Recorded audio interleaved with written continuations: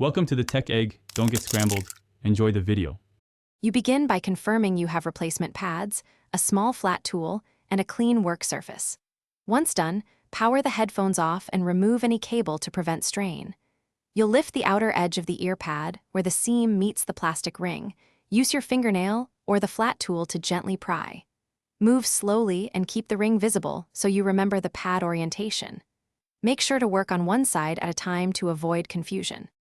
You peel the pad off the retaining ring with steady, even pressure, working around the circumference so the foam doesn't tear. Once the pad loosens, check the plastic lip for small clips or tabs and release them gently. This prevents damage to the housing. After removal, clean dust and any residue on the ring and cup with a microfiber cloth.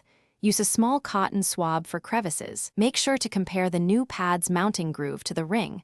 Before you align the new pad seam with the headphone cup reference and begin seating the groove on the top edge, then work around pressing evenly until the pad snaps into place. Once set, make sure the pad sits flush with no gaps and that the cushion is not overly stretched, which reduces seal and comfort. Finally, power on, play audio, and check for balanced sound. If you hear rubbing or muffled audio, reseat the pad focusing on any section that didn't fully engage.